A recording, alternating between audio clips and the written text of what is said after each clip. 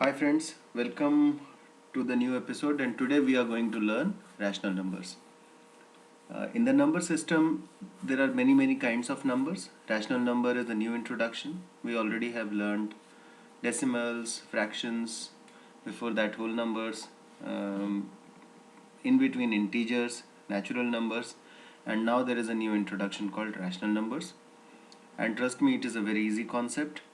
So, as how we have learned some of the seemingly complicated concepts with ease, in a similar fashion, we will also continue and learn rational numbers.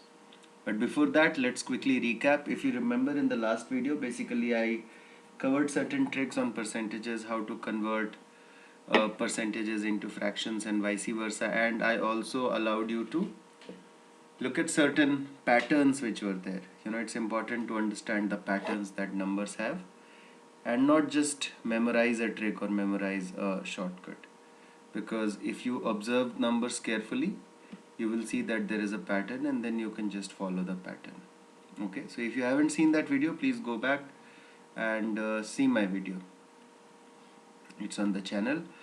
And then today, so basically I am going to break down rational numbers into two tutorials. Today we will cover basic definition of rational numbers, and then most importantly, see, whenever we add a new number to the number line, there is a reason behind it. Okay, so we'll talk about why rational numbers were introduced. Once again, a mathematician's fantasy. Are all fractions rational? Okay, so once we cover rational numbers, then we will understand and we will come to understand that okay, fractions are rational numbers and therefore are all fractions rational, vice versa. And then are all decimals rational numbers or not? Because if you remember, we learned that fractions and decimals are interrelated. So are all fractions rational number or not? Then we'll quickly see positive and negative rational numbers, how to define it, very easy, and then look at the standard form. So that's all we are going to cover in this one, and then the remainder mathematical operations, etc., we will cover in the next tutorial. Before I proceed, I just wish to tell you is that once we have understood the concept of rational numbers, the rest of it, of whatever you see here, it is very easy.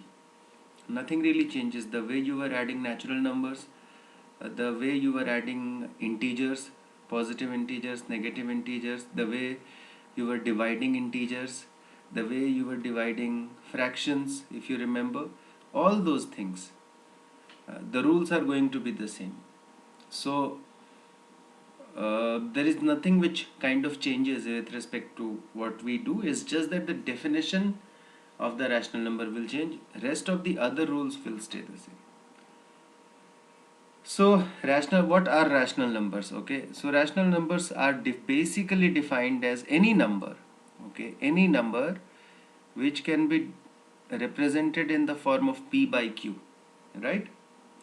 Where p and q, okay, they are natural numbers.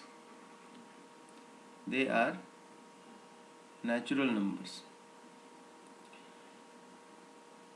And q is not equal to 0.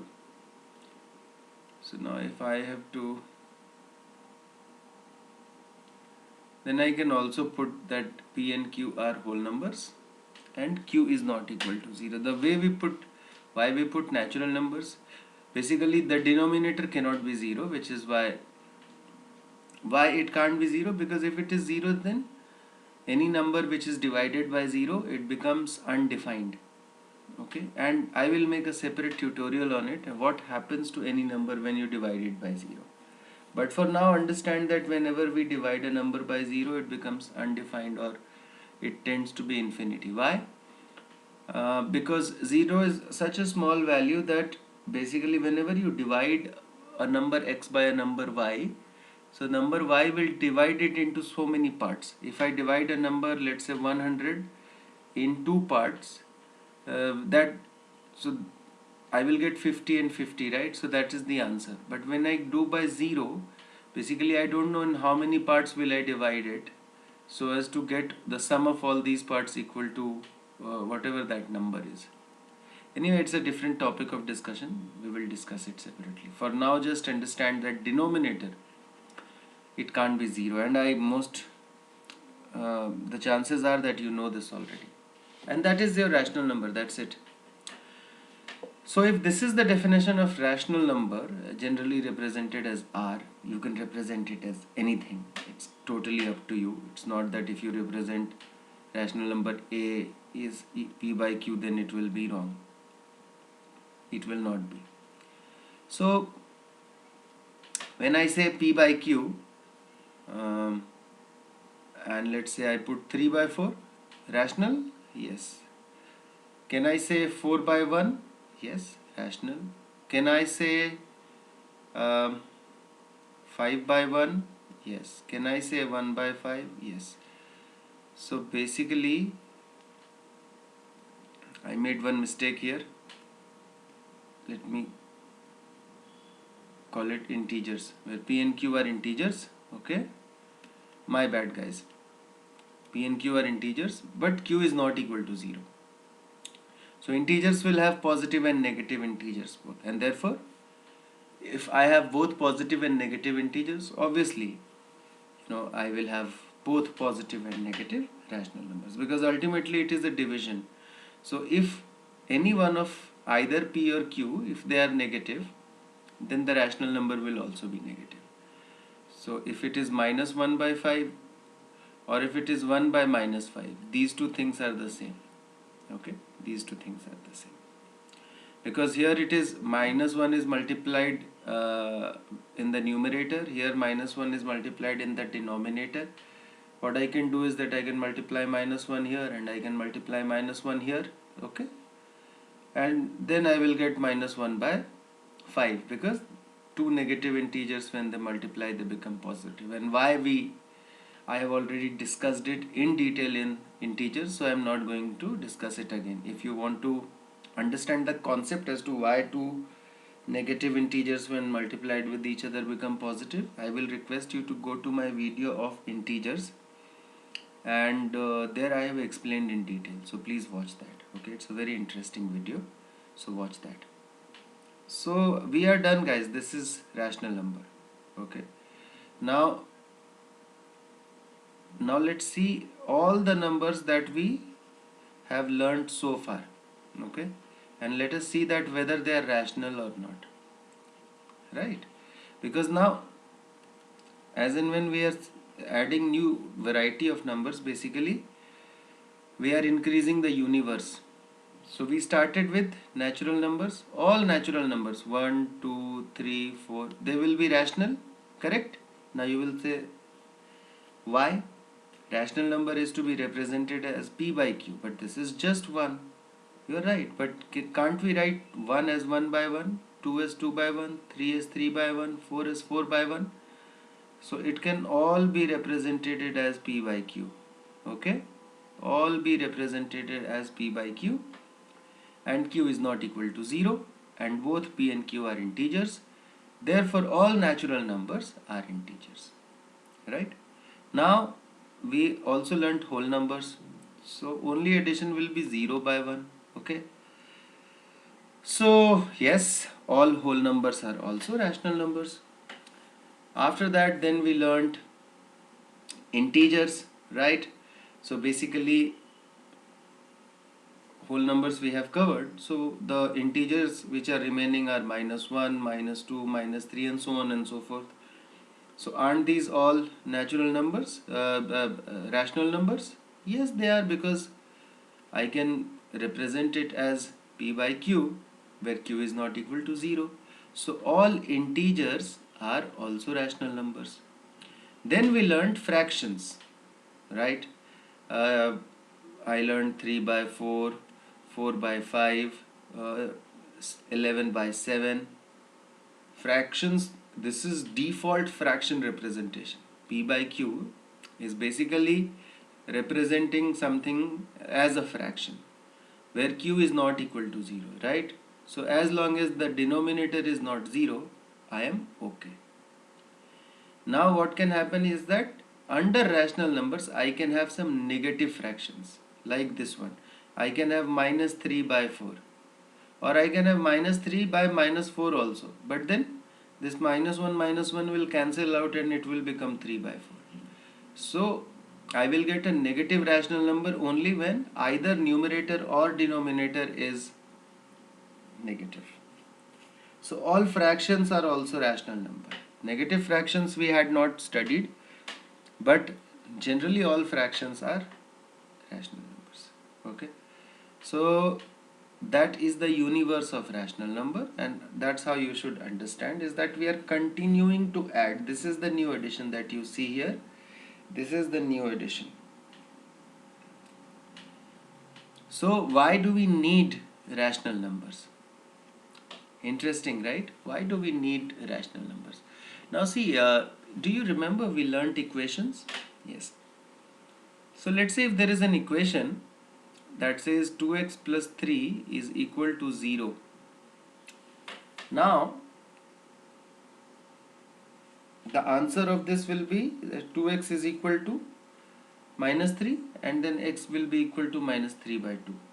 But now understand, is that without knowing the concept of rational numbers, could you solve this problem? You could solve this problem, 2x minus 3 equal to 0, wherein I will say 2x equal to 3 and then x equal to 3 by 2.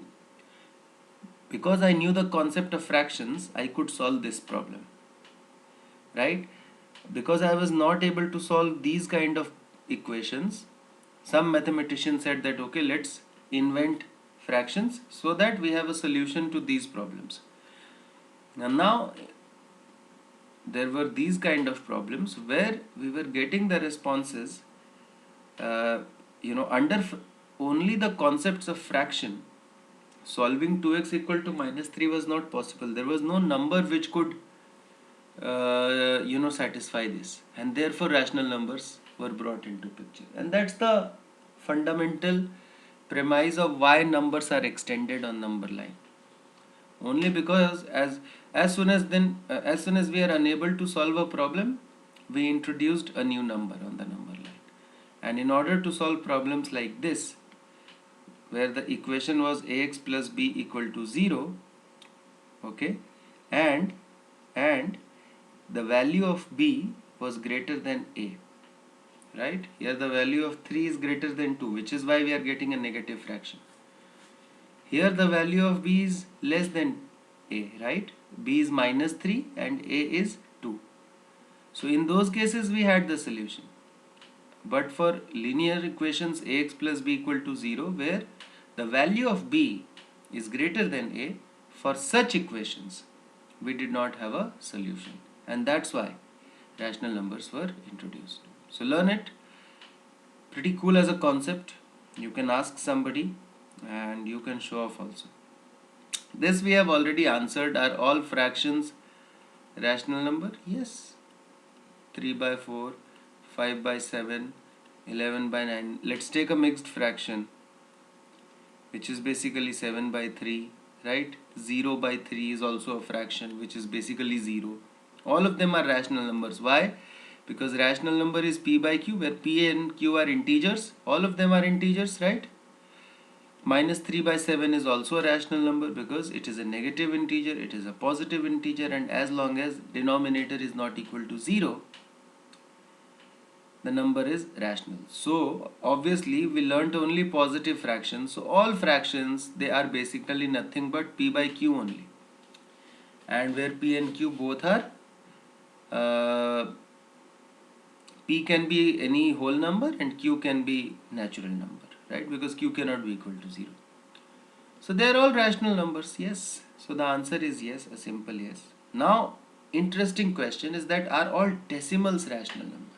Now this is a really interesting. I know that I went through the class 7th syllabus and I just realized that irrational numbers were not covered here. Maybe they will cover it in the next grade, and I don't know why. Maybe I will make an extended session video and I will explain what irrational numbers are. But understand that all fractions can be, how do I put it? See, decimals are of two types. Okay, one is definite decimals and the other is indefinite decimals or infinite decimals, and these are finite decimals. What are finite decimals?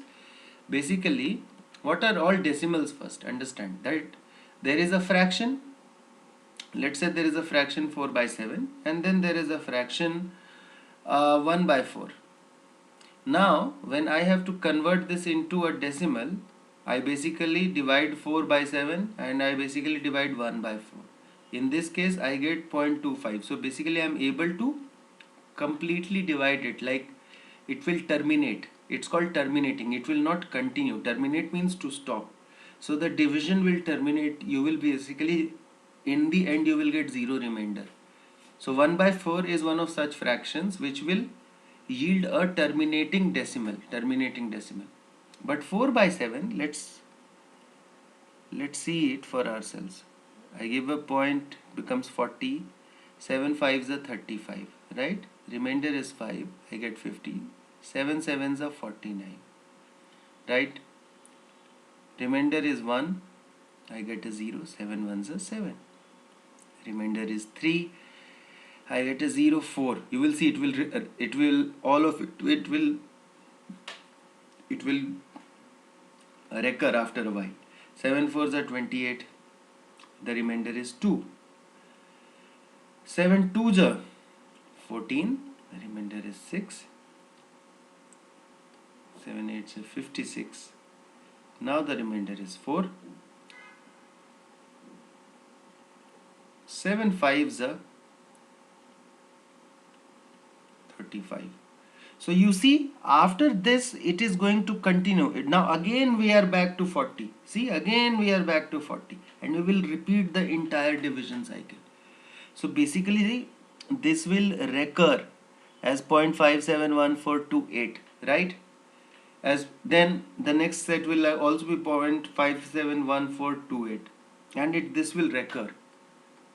So if it is a recurring decimal and it is infinite, then to we can there is a fraction for it, which is, in this case, it is 4 by 7. So okay, so this basically is an example of a recurring decimal, a recurring infinite decimal. This is the, so here in infinite I will get a recurring,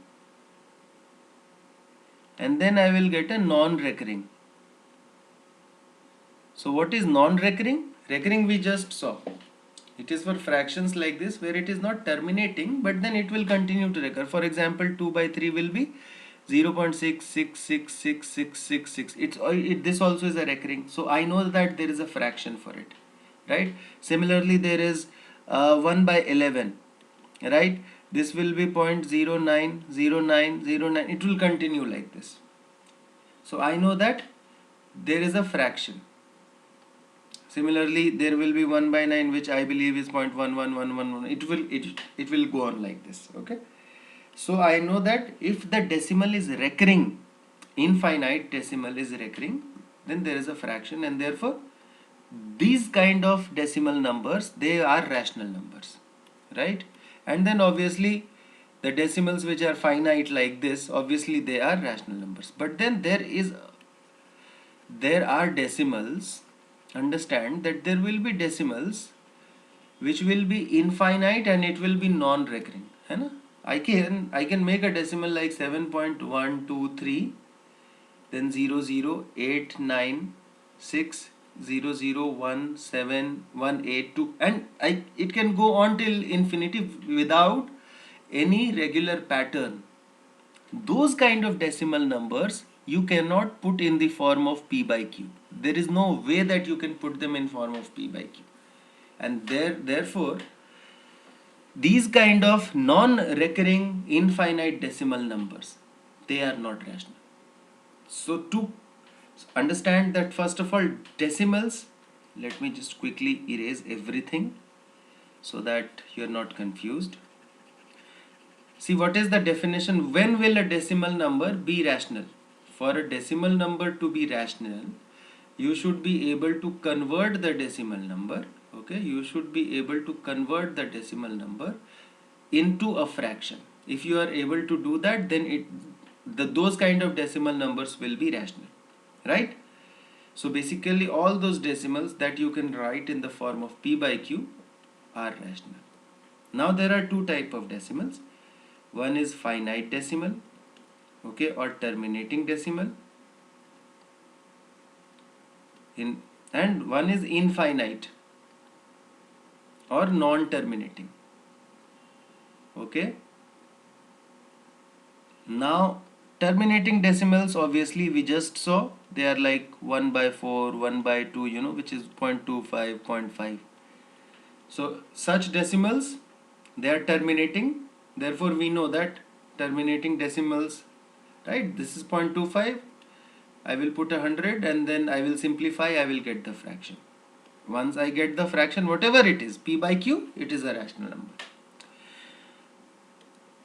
Now under infinite there are two types, recurring and non-recurring.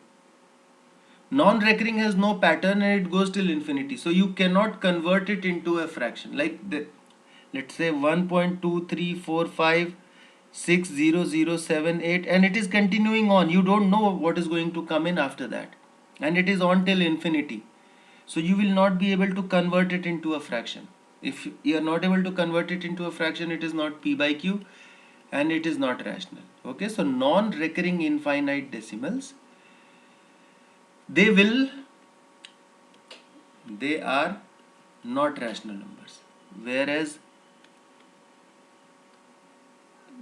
recurring infinite decimals or recurring non-terminating decimals, they are fraction. Now you can say, you will ask that how, right? That you must ask that how. For example, I'll give you a small example. Like I just gave you that point. For example, I told you that 2 by 3 is equal to 0.666666666. But you could have asked me that what if I didn't know that it is 2.6. I don't know, right? I only know this decimal 0.66666 up to infinity. Up to infinity.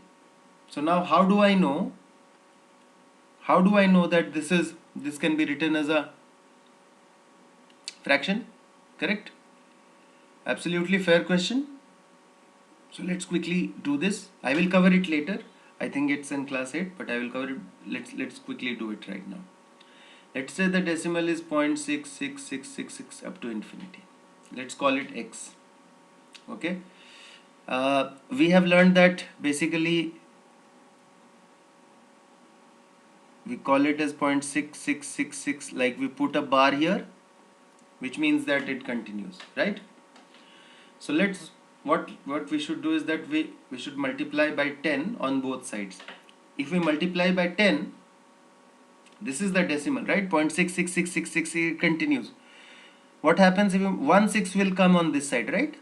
We learned that we will shift the decimal to the right side. So it will become 6.6666666 again, and this will become 10x. Correct? Now, guys, see, this 0.6666 basically is this. This is nothing but 6 plus 0.66 bar, right? This part. And that's equal to 10x. Now this is 6 plus, this is nothing but x, right? 0.666, that value I am putting here. It is equal to 10x. So I will take it on this side. I will get 9x equal to 6, right? 9x equal to 6. I'll get x equal to 6 by 9, 2 by 3. And that's how I know that I will be able to convert it into a fraction. And that's why it is rational. Which is why all recurring non-terminating decimal numbers, all of them, they can be basically converted into a fraction. Positive and negative rational numbers. So basically, see, on a number line we know that this is 0, this is 1, this is 2, this is 3. Similarly, this is -1, -2, -3, and minus infinity and plus infinity. The only things that we will need to, so all the negative integers, then obviously they are negative rational numbers, but the new addition will be the negative fraction value. So if there is a value here 1 by 2 on a similar distance, half distance from here, there will be a value of minus 1 by 2. There will be a value of minus 3 by 2, and similarly it will continue, and these are your new additions to negative rational numbers. That's it. End of the story. Do not overcomplicate. So that's the only new addition to the number line. This was something that we did not know before the advent of rational numbers, and then obviously rational numbers is everything, which means rational number includes natural numbers, whole numbers, integers, fractions, and now negative fractions. All of them put together is rational number. I hope it is clear. And then standard form of rational numbers. So like, okay, standard form is nothing big. Okay, so there is a rational number minus 4 by 8. Is it in standard form? Obviously, treat it like a fraction. Obviously not. It is not in standard form. There are common factors here. So let's divide by 4. Yeah, let's divide by 4 and see, it will be minus 1 by 2. Now it is in standard form. But we learned that we can also write it as minus 1 into minus 1 by 2 into minus 1. Okay, numerator and denominator multiplied by same integer, and minus 1 into minus 1 will be 1. Don't ask me how. If you haven't learnt it, and I've described the concept, not just that if there are two negatives it is positive. Go to my previous video in integers, multiplication of integers. I have explained this concept, why minus 1 into minus 1 equal to plus 1. So we can write it as 1 by minus 2, which basically this and this are same, but then which is in standard form. So by definition of math, this is in standard form. So standard form needs two criteria to be fulfilled. One, obviously, that there should be no common factors between numerator and denominator, which is true here also and true here also. And it also says that your denominator has to be positive. Okay, your denominator has to be positive and numerator can be, so if it has to be negative, then it will be the numerator. It is the same thing. Why we put numerator as negative? Because see, on the number line, like I said, half, so this value we are representing as minus half. It just makes for me easier to comprehend it. If I say 1 by minus 2, my comprehension means understanding. My understanding of the number line, it will become difficult. Only for that reason, standard form is defined like this. So for standard form, two things: no common factor between numerator and denominator, and denominator has to be positive. So that will be the standard form of rational number. So that will be all for this video, and I will come in and see you in the next one. And I hope that your concept of rational number, not national number, is clear. See you in the next one.